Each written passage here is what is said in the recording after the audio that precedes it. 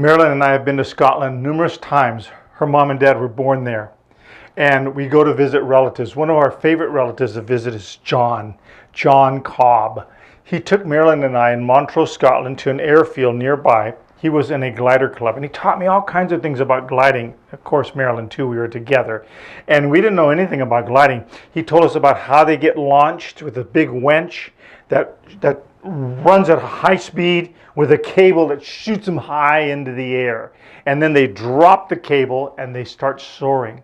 And he talked about thermals. How do you find thermals? How do you identify thermals? How you get your plane in the thermal. And you can go long distances. You can even end up in other cities. I asked him, well, how do you get back? He says, sometimes they can't find a thermal to get back, so they just land. Then they get the rig to come up and get them. And they pick them up and take them back home. Other times they can find another thermal or several thermals and they hop from thermal to thermal and get back to their airfield. It could be as much as 4 or 5 hours later. There's all kinds of things you can learn about gliding. But I want to talk about turkey vultures. Why turkey vultures? Because they are unique. They are one of the few birds that know how to soar far better than a glider. All the glider takes work, effort, winches, teams, working together to get the glider launched.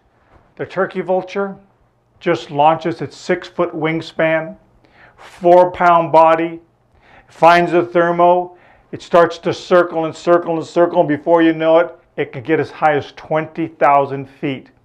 It can go 10 miles in a day and further. And do you know what they're doing?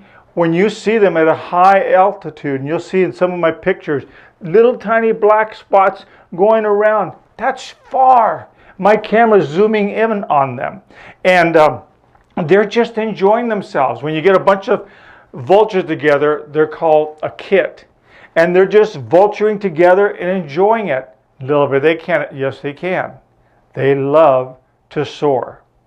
Now, of course, their wings are shaped like a V. It's one of the few birds that you can identify because they're a little bit out. And when they bank with the wind, it catches the wind, it helps them to soar. They don't even have to work for it. They just flap a little, catch the wind, and ride it for hours. A lot of birds you'll see they have to catch up, and they'll have to flap, including hawks, falcons, and eagles, but not the vulture. They're designed to just soar. And do you know what's amazing about them? They don't even have to work for their food. They just kind of cruise around with their V wings. The scent comes right up the V into their nose, and then they start looking around up to a mile away, and they can see it or they can smell it, and they'll follow their nose and land and begin to eat it. Ooh, little bit. That's what I hate about the vultures. They eat dead things, and it smells really bad. Can't stand them.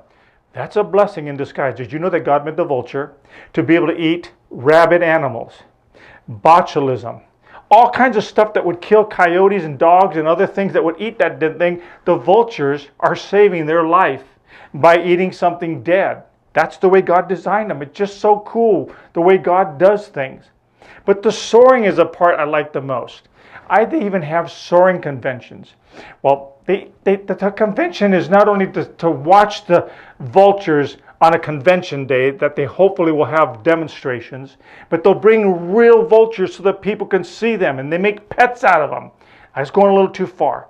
I even saw YouTube videos that have like the 10 most beautiful vultures in the world. I don't want to hurt your feelings, but as far as I'm concerned, they're all ugly. Even number one. I mean, I'm not crazy about vultures. My wife and I think they're a horrible looking creature. By the way, they get the name turkey vulture because, like the turkey head, there's no feathers on it, which is a blessing. You can reach into dead, stinking carrion, dead animals, and not pick up the bacteria on their feathers that could eventually kill them. But I want to spend a moment too about soaring. That's free grace that God has given to these birds. They don't earn it. They don't have to deserve it because they're going to do something that God is giving that to them because they did something special. Nope. They get free animals laying around dead, and they can get free wind and soar with no effort. But little bear, that sounds too easy. Welcome to true salvation. Do you know I went through 7 religions to try to understand this? Raised Roman Catholic, I did everything. I mean, I tell people I was more Catholic than the Pope himself. I went to Mass every day. I went to church after work every day. I did rosaries. I did penances. I did everything that you could think of, I did to make God happy with me. And I was so frustrated, I couldn't get close enough to God, thinking He was mad at me. And then I went dabbling for more. I went into Zen Buddhism, astrology, Nichiren Shoshu, Herbert W. Armstrongism, Mormonism, Jehovah's Witness. I lived with the Moonies. I was messed up spiritually, trying to find a way to please God because I wasn't doing enough. I was work-driven and work-related to earn God's merit. Until one day in 1972, Marilyn and I went to a Bible study, and for the first time we heard the plan of salvation, that it was a free gift given to us by Jesus, by His death on the cross. He paid the cross. He did the work. He did all that it took by that cross to show the love that He had for us, and He extended salvation as a free gift. All we had to do is simply receive Christ. And I took it hook, line, and sinker. Marilyn did too. We both prayed, received Jesus, transformed our lives. I've been soaring in the presence of Jesus now for 46 years. God has been so good to set me free. I was under such bondage. At night I'd hit myself with a back at 16 with a belt, somehow not feeling God was happy with me. Flagellation, that's called. All kinds of austere things to make God happy with me. Do you know that God loves us so much? He wants us to soar like the vulture or like the eagle, to be in His thermo, the presence that He has given to us, His presence through the Holy Spirit, driving us to a place where we can ascend into His throne through prayer and through His love and through His presence. I no longer work for my salvation. I simply have received it by God's good grace. That's what He has given to you. If you're in a religion that is binding you up, you feel that you have to do certain things to please God, you're in the wrong place.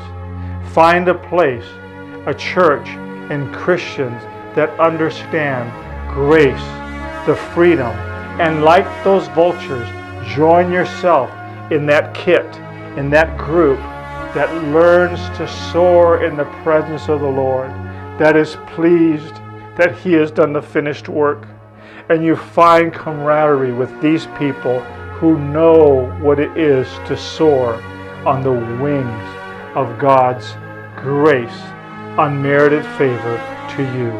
Pray this prayer. Lord Jesus, help me to find that grace. Help me to find that free gift. I'm tired of religion. I'm tired of Phariseeism and doing things that I have to try to do to please you. And I simply want your presence. Teach me to soar in your presence.